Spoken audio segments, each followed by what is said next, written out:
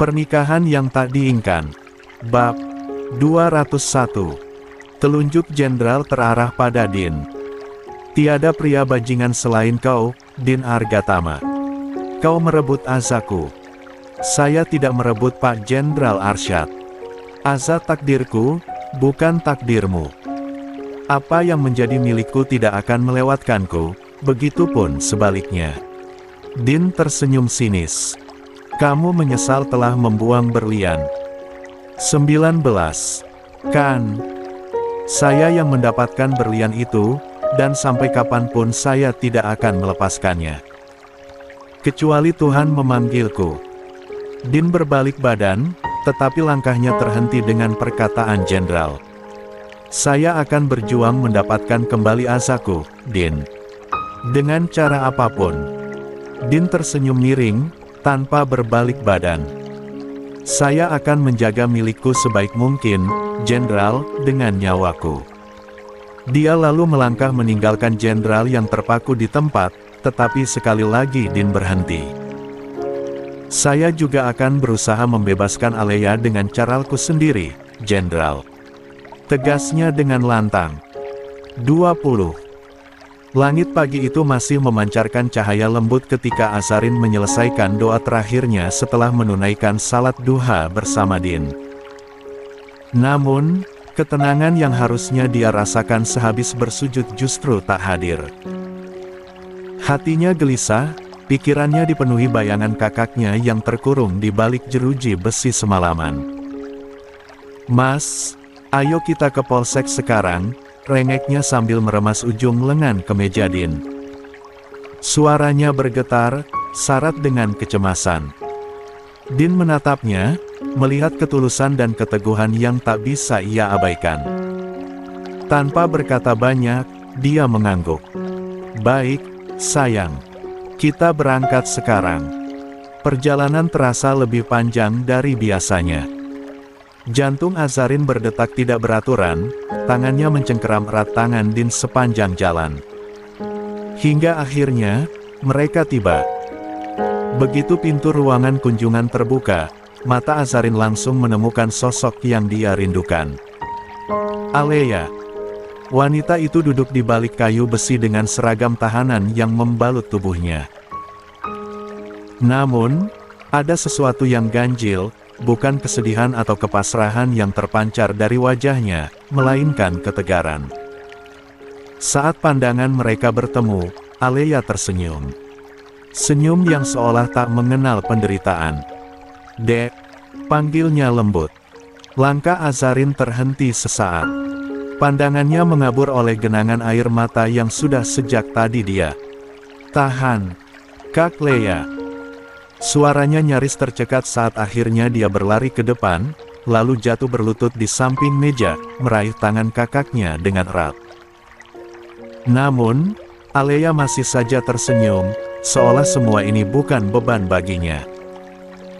Aku baik-baik saja, Dek, ujarnya dengan suara ringan, seolah berada di tempat ini bukanlah sesuatu yang berat. Azarin menggeleng keras, air matanya luruh tanpa bisa dia tahan lagi. Kak, jangan begini, aku gak bisa terima. Kakak gak bersalah, Kak. Kenapa kakak diam saja? Kenapa kakak cuma pasrah? Aku gak ikhlas, Kak. Aku gak ikhlas kalau kakak harus menanggung semua ini sendirian. Aleya pun menarik napas perlahan. Dengan lembut, dia mengusap air mata di pipi adiknya. Dek, jangan menangis, kamu tahu, kan suami bucinmu itu tidak bisa lihat kamu menangis, selorohnya sambil melirik Din. Dia mencoba menghibur Azarin, jika dia tidak masalah berada di tempat ini. Akan tetapi, Azarin semakin menangis. Aku gak peduli, Kak. Aku hanya mau kita sama-sama berjuang, ya. Aleya tersenyum. Dengar, apa yang sudah Allah takdirkan, tidak ada yang bisa mengubahnya. Kalau memang tempatku di sini, aku akan menerimanya dengan ikhlas. Azarin meronta, melepaskan diri dari genggaman kakaknya. Dia menggeleng keras. Tidak, Kak. Takdir itu ada dua, Kak. Ada yang bisa diubah, ada yang tidak. Kakak bukan penjahat. Kakak tidak bersalah. Kakak tidak boleh di sini. Saya juga harap kamu tidak pasrah begitu saja. Saya dan Aza berjuang buat membebaskanmu dari tuntutan jenderal, sahut Din tiba-tiba. Alea pun beralih menatap adik iparnya, tetapi hanya sesaat. 21. Terima kasih atas bantuan kalian. Aku gak pasrah, hanya saja bersikap tenang jauh lebih baik, dibanding aku merengek. Buang-buang energi saja. Dia terkekeh di akhir kalimatnya. Alea menatap Azarin dengan penuh kasih, lalu mengelus kepala adiknya. Di tempat ini, aku jauh lebih tenang, Dek. Azarin menatap kakaknya dengan bingung dan tidak percaya. Tenang. Apa maksud kakak? Alea menghela napas, sorot matanya meredup, tetapi bibirnya masih melengkung dalam senyum yang getir. Di sini, aku tidak perlu lagi melihat wajah Zaina. Tidak perlu lagi berhadapan dengan jenderal. Aku bisa diam, jauh dari mereka. Atau anggap saja ini karma yang paling tepat untukku. Azarin menggeleng cepat, tak bisa menerima ucapan itu. Karma. Kakak gak salah. Kakak gak pantas ada di sini. Kakak harus pulang. Umi butuh kakak. Alea tersenyum lagi, lalu menggenggam tangan adiknya dengan erat. Aku titipkan Umi padamu dan Din, iya. Dada Azarin terasa sesak. Tangisnya pecah lebih dalam. Dia menunduk, menggigit bibirnya kuat-kuat untuk menahan suara isakannya yang semakin menyakitkan. Din pun hanya bisa menatap Alea dengan mata tajam, tak terima melihat wanita itu menyerah begitu saja. Namun, dia tak lagi berbicara, dan membiarkan Azarin menumpahkan segalanya. Tangannya melingkar di bahu istrinya, berusaha memberi ketenangan di tengah keputusasaan. Sementara itu, Alea tetap tersenyum, walau senyum itu menyimpan luka yang begitu dalam. Kak, apa kakak berencana melahirkan di sini? Pertanyaan itu tiba-tiba lolos dari bibir Azarin. Alea yang sejak tadi duduk bersandar pada kursi kayu, terkekeh pelan. Namun, tak lama, tawanya meredup, dan dia terdiam. Matanya menerawang kosong ke sudut ruangan yang pengap dan dingin ini. Lalu, kalaupun iya, apa bedanya, Dek? Alea akhirnya bersuara, suaranya terdengar ringan, tetapi ada luka yang dalam di baliknya. Di luar sana atau di dalam sini, anakku tetap akan lahir tanpa seorang ayah yang menunggunya dengan antusias. Tidak ada yang akan mengasankannya pertama kali. Tidak ada yang akan menggenggam tanganku saat aku berjuang di antara hidup dan mati. Azarin menegang, hatinya terasa seperti diremas kuat. Jangan bilang seperti itu, Kak. Suaranya meninggi, tidak peduli jika air matanya kembali bercucuran. Anak kakak dinanti. Umi menunggu kelahirannya. Aku menunggunya, Kak. Dia akan lahir di rumah kita, di tengah keluarga yang mencintainya, bukan di tempat ini. Alea tersenyum kecil, jemarinya yang kurus meraih tangan adiknya, menggenggamnya dengan lembut. Dek, yang terpenting bukan di mana dia lahir, tapi bagaimana dia tumbuh.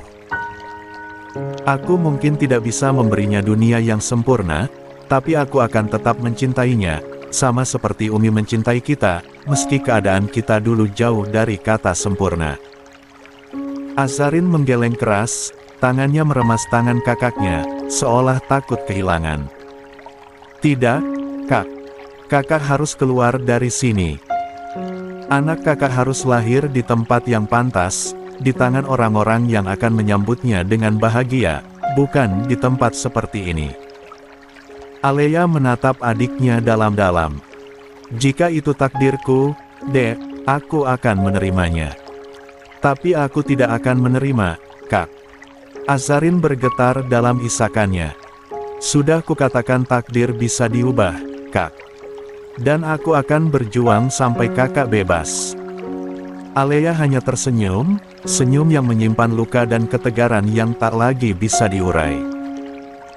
Setelah cukup lama mereka berbicara, bahkan Din pun sempat mengorek informasi mengenai tragedi. 22. Kemarin di rumah sakit. Mereka pun terpaksa berpamitan. Azarin menatap kakaknya dengan mata yang masih basah. Tangannya enggan melepaskan genggaman Alea, seolah takut jika ini adalah pertemuan terakhir mereka. Aku akan kembali besok, Kak. Aku janji, lirih Azarin, memeluk Alea sekali lagi. Alea tersenyum, tangannya yang kurus membelai punggung adiknya dengan lembut. Bawa alat salat dan Al-Quranku, ya, Dek.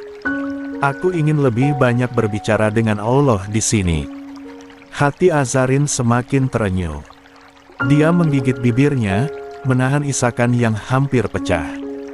Dia bergegas memeluk kembali tubuh kakaknya.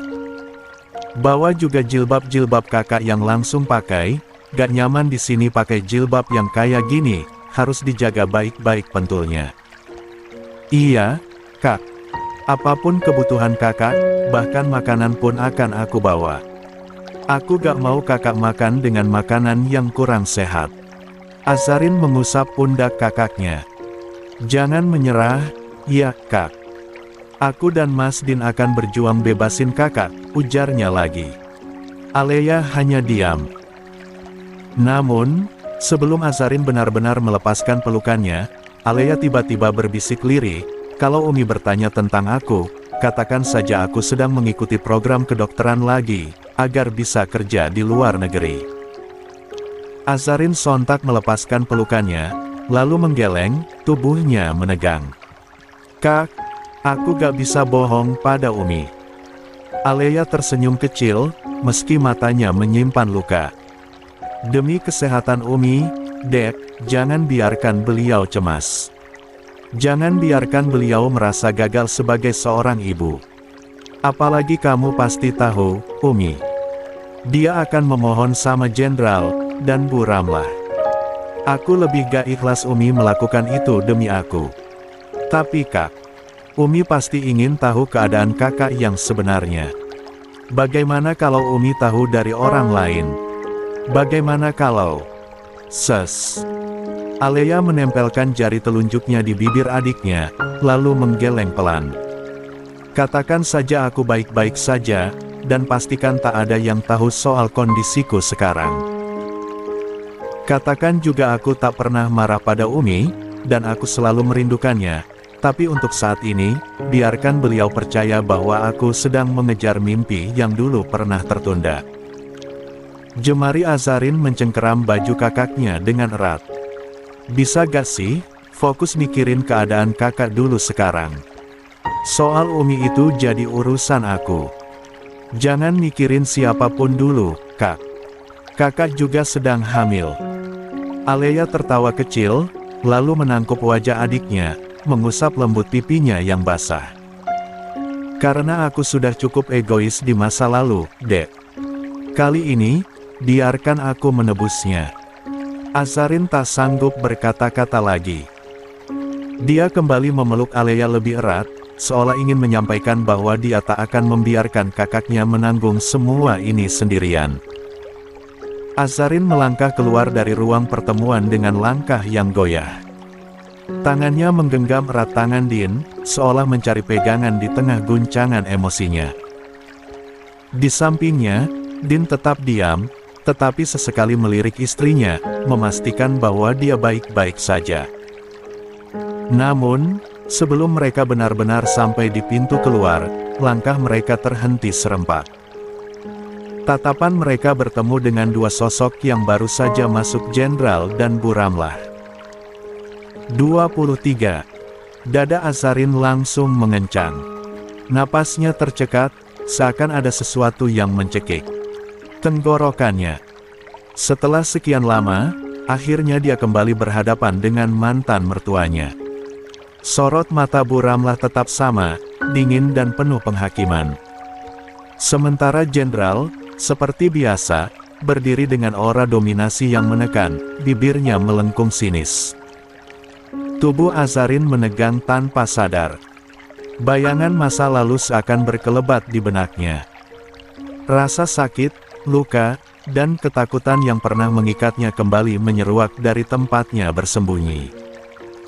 Din merasakan perubahan itu. Tanpa ragu, dia melepaskan genggaman tangannya dan langsung menarik Azarin ke dalam dekapannya. Tangan kokohnya meremas lembut pundak istrinya, memberikan kehangatan dan perlindungan. "Jangan takut," bisik Din pelan di telinga Azarin, suaranya penuh ketegasan. "Abaikan apapun yang ada di depan sana. Selama ada aku, sayang, aku akan menjadi pagarmu. Tidak akan ada yang menyakitimu lagi." Azarin menutup mata sejenak, mengatur napasnya. Kata-kata Din meresap dalam, menenangkan badai di hatinya. Dengan kekuatan yang perlahan kembali, dia mengangguk pelan. Din pun mengajaknya melangkah pergi, melewati Jenderal dan Bu Ramlah tanpa sedikit pun melirik ke arah mereka. Sementara Jenderal hanya menyeringai kecil, dan tetap terdiam di tempat. Bu Ramlah menyilangkan tangan di depan dada, matanya menelusuri Azarin dari ujung kepala hingga kaki dengan tatapan penuh penghinaan. Bibirnya melengkung tipis sebelum akhirnya berucap, suaranya pelan, tetapi cukup tajam untuk menusuk ke dalam hati. "Ah, jadi begini rupanya mantan menantu istri anak saya sekarang," ujarnya dengan nada meremehkan. "Tak banyak yang berubah, masih seperti dulu, biasa saja." Azarin menggigit bibir bawahnya, berusaha menahan gejolak di dadanya. Tangannya meremas kuat lengan Din, tetapi suaminya tetap tenang, meski rahangnya mengeras. Dalam hati Din mulai berdecih. Biasa saja. Cih. Perempuan secantik ini, dikatakan biasa, apa kabar dengan anak perempuannya? Astaghfirullahaladzim.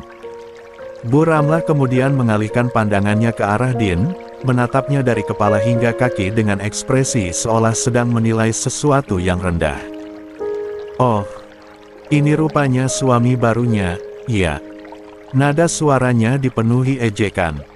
Kasihan sekali, menikahi perempuan mandul.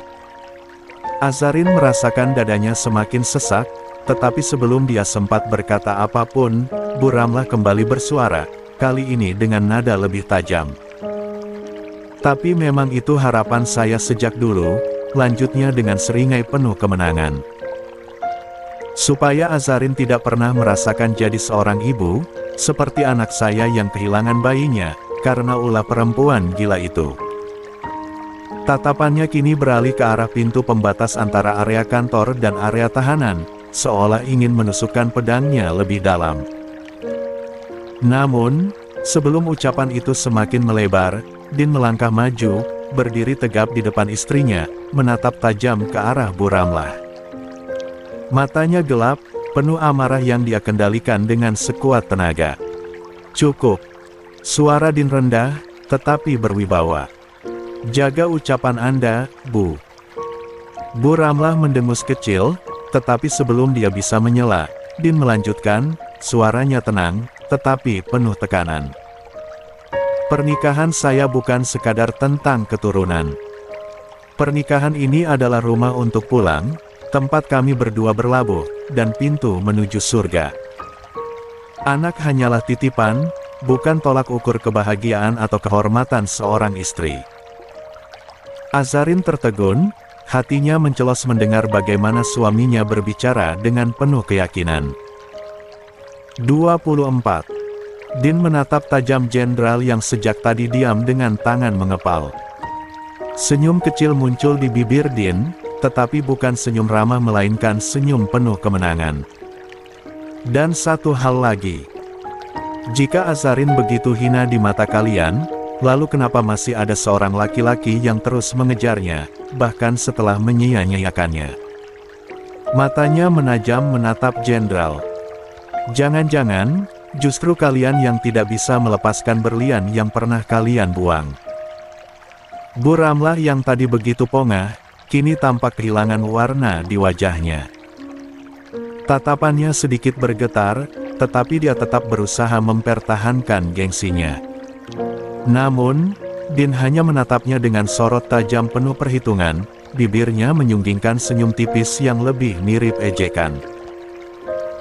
Jenderal semakin mengepalkan tangan, rahangnya mengeras, tetapi Din hanya tersenyum tipis, seolah menikmati bagaimana kata-katanya menghantam mereka berdua.